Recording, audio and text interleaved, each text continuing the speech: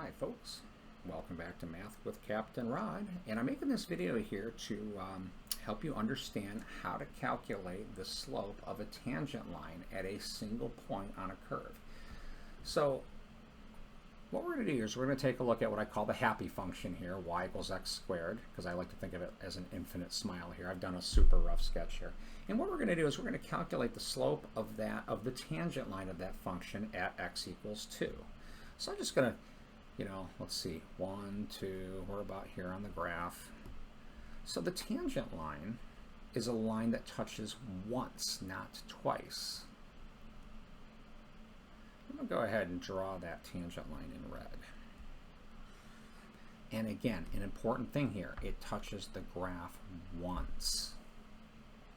And what we're going to do here is calculate what is its slope, all right? So from algebra class, hopefully everybody knows how to calculate the slope of a line, all right? The slope of the line, or what's also called average rate of change, right? Well, actually, those two things aren't necessarily the same thing, but let me go back and erase that average rate of change, not what I meant to say there. But the slope of the line between any 2 points is calculated by taking y2 minus y1 over x2 minus x1. Everybody hopefully remembers this from algebra class. An important thing to realize, though, is that's 2 points. All right, you have an x1 and a y1, and an x2 and a y2. And what we have here is 1 point. It's like, what do we do about that? So what we do about that is we kind of make up the other point here. So this is x equals 2. And then the y value is 4. I'm getting that just by plugging that into the function. And I'm going to imagine now moving over a distance here, and if you don't mind, I'm going to call that distance h. And on the graph, we're now up here. And the y value for this, let's see, I'm going to put that y value over here if you don't mind, is 2 plus h squared. Because my new x value here is 2 plus h. And then again, my new y value is the function value, f of 2 plus h, which is 2 plus h squared. Now, I'm going to draw in a green line here. So the green line is this one. And what you have to kind of realize is, like, as this point right here, like if I imagine h being smaller, this point would move along this curve. And this green line would rotate like this. And you notice that the slope would get closer and closer and closer to the red line. So what we're going to do right now is we're going to use the green line to approximate the slope of the red. So let's start with that. So the slope of the green, and I'm even going to do this in green. Whoops, green. The slope of our green line, just following this now, y2, which is 2 plus h squared minus y1, which is 4, right? So that's y2, this distance, minus y1, this distance, over x2, which is 2 plus h, right? There's my x2 is right here on the graph, minus x1, right? Minus 2.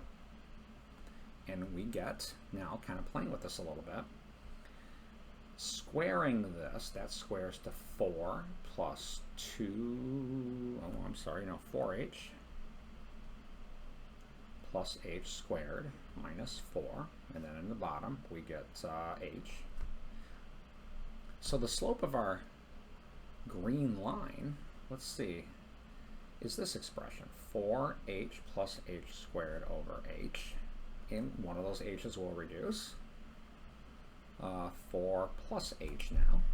Okay. Now, again, remember the part about as we move along the curve. If you imagine h getting smaller, this point will move this way. This point will move down this curve this way. And our tangent line starts approaching the red. So what that means is, if h is small,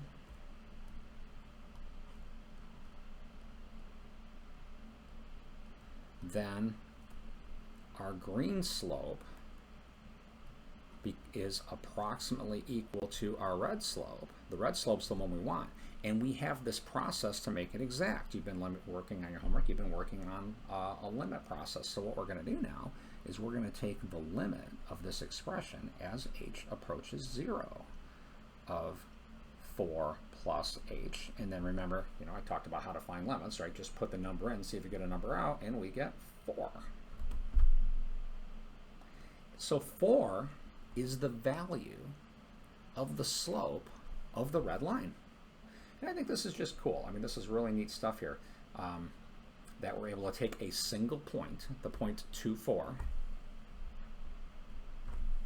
kind of make up another point. Imagine moving over a distance h. The new x value is 2 plus h. The new y value is 2 plus h squared. Now this will vary with whatever function you're dealing with. Then we use our, how to calculate the slope of the line between 2 points.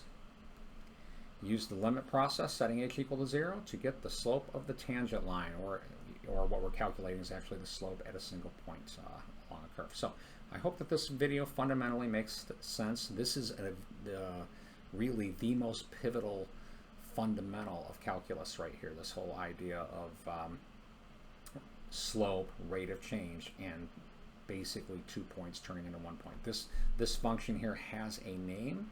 It's called a derivative, and I'm going to go ahead and I'll save that for another video. But the important thing is how to take any point here and find the tangent line. So I hope that this has demonstrated that well for you. Have a great day.